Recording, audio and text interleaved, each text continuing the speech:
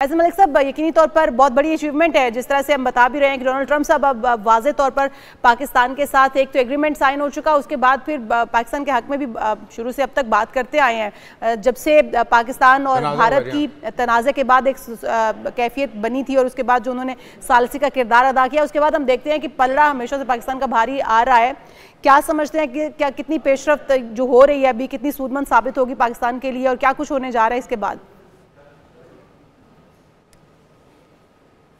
बिस्मिल्लाहिर्रहमानिर्रहीम। इशाल बात ये है, ये जो हमारी इंडो पाक वॉर हुई ना, इसने पाकिस्तान की आर्मी को पाकिस्तान को एक सीरियस स्टेट के तौर पे प्रेजेंट किया। और जो ट्रंप साहब या मोदी साहब इनको पाकिस्तानी आर्मी को बहुत लाइट ले रहे थे कि हम मतलब एक को तरने वाला है या हम इनको मैनेज कर लेंगे या घुटनों पे ले आएंगे, जिस तरीके से पाक फौज, पाक फिजाइया, पाक बहरिया ने रिएक्ट किया, उसके बाद उनको बड़ी क्लैरिटी और कॉन्सेप्ट क्लियर हो गए कि पाकिस्तान को आप स्नब नहीं कर सकते, आप पाकिस्तान को बैकफुट पे नहीं ले जा सकते, क्योंकि पाकिस्तान हर चीज को करने का कैपेबल है। सारी जो पेशरफ्त है, जो मूवमेंट है, ये आने वाले वक्त में भी पाकिस्तान के हक में साजगार ही रहेगी। मैं ये समझता हूँ जुनेद कि पाकिस्तान ने बड़ा अच्छे तरीके से अपनी खारजा पॉलिसी को लेकर चला है और उसमें ये जो इंडो पाक वॉर थी इसने बड़ा कलीदी किरदार अदा किया। लोगों को एक क्लैरिटी भी आई कि पाकिस्तान को सीरियस स्टेट लेना है। बट मेरी एक रिक्वेस्ट है इस प्लेटफॉर्म से आर्मी चीफ से कि माशाल्लाह जिस तरीके से आपने एक्सटर्नल चैलेंजेस को एड्रेस किया है, तो जो इंटरनल चैलेंजेस हैं प्लीज उनको भी आप इसी तरीके से एड्रेस करें, स्पेशली इकोनॉमी के। जिस तरीके से अभी लोगों की एक्सपेक्टेशन थी कि मॉनेटरी पॉलिसी जो है इसमें कम से कम 100 बेस पॉइंट कम होंगे, बट गवर्नर स्टेट बैंक ने उसको मेंटेन किया। अब वो किसके प्रेशर में किया या क्या पॉलिसी थी, अच्छा, इसकी मुमकिन वजह क्या लगती है? बट हम काफी दिनों से ये सुन रहे थे कि इसको सिंगल डिजिट में लाया जाएगा। क्या खदशात क्या लग रहे हैं? क्या लगता है कि महंगाई मजीद बढ़ जाएगी, इस वजह से अभी इसको आहिस्ता आहिस्ता ग्रेजुअली कम किया जा रहा है, या वजूहात कुछ और हैं? आपको क्या लगता है? मुझे ये लगता है कि बेसिकली महंगाई दोबारा इन्फ्लेशन थोड़ी सी बढ़ गई है, जिसकी वजह से इसको इन्होंने मेंटेन किया है। बट इनके पास कुशन अवेलेबल था, ये अगर रिलीफ देना चाहते तो आप रिलीफ दे सकते थे। मैंने इसीलिए रिक्वेस्ट की आर्मी चीफ से, सिपहसालार से, कि जो आप एक्सटर्नल चैलेंजेस को जिस तरह आपने एड्रेस किया है, बराए मेहरबानी आप इंटरनल के ऊपर भी को थोड़ा सा अभी रिसेंटली जैसे आप लोगों ने भी देखा होगा कि आर्मी चीफ ने तमाम बिजनेस कम्युनिटी और चेंबर्स के लोगों से मुलाकात की और वहां पे लोगों ने बरमला इजहार किया कि आप एफबीआर को रिप्लेस कर रहे हैं नैब के साथ। मतलब एफबीआर को जिस किस्म के एफबीआर ने कवानीन बनाए हैं वो बिजनेसमैन फ्रेंडली है ही नहीं है। तो आपको इन सारी चीजों को विजिट करना है। और लेकिन आपकी तजवीज़ अच्छी है, लेकिन मलिक साहब अगर सारा कुछ सिपा सलार करेंगे, फील्ड मार्शल करेंगे, तो फिर हुकूमत के करने को बाकी क्या बचेगा? लेकिन बहरहाल उनका साथ में सपोर्ट होना, सबका एक पेज पे होना, दोनों कुव्वतों का, ये बड़ा साजगार हो सकता है।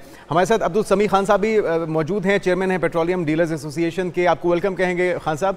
ये जो बात हो रही है, क्योंकि माजी में हम देख चुके हैं, रिसेंट पास्ट में ये कि ऐलान होता है कीमतें कम होंगी, लेकिन फिर फैसला होल्ड हो जाता है। इस बार तवक्को रखी जाए आवाम के लिए कि खुशखबरी आने वाली है? ये खुद खा जा, गवर्नमेंट खुद खा जाएगी। अगर कोई इस तरीके की एड अमेरिका से इधर से आती है तो इन्होंने IMF से जो वायदे किए वो ये पूरा करना चाहेंगे। कोई मुझे उम्मीद नहीं है। अभी तो बारिशों में इसमें कंजम्पशन कम हुआ है, इस दफा शायद ये बराबर कर दें या थोड़ा बहुत फर्क कर दें। मुझे मगर आइंदा की मुझे कोई उम्मीद नहीं है।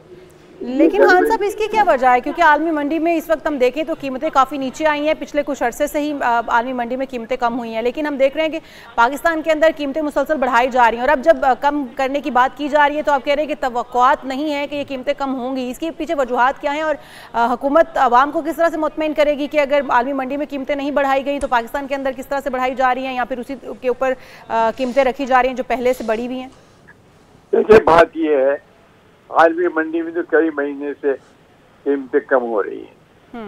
इनको जब भी कम करना चाहिए था, मगर ये यहाँ जो इनको फायदा पहुंचा है ये गवर्नमेंट अपने अखराजात में शामिल कर रही है, और ये बड़ा जुर्म है। आज तक पूरी जिंदगी में मैंने 50 साल में नहीं देखा कि ये पेट्रोलियम को किसी मुंसलिक कर दें, या तो ये तय कर रहे हैं कि भैया हम यहाँ की आमदनी को वहाँ मुंतकिल कर देंगे, तो फिर तो एक मगर रोज नई नई नई तमाशे बना रहे हैं ये, और कीमतें इतनी हो गई है कि मैं बता नहीं सकता लोग किस।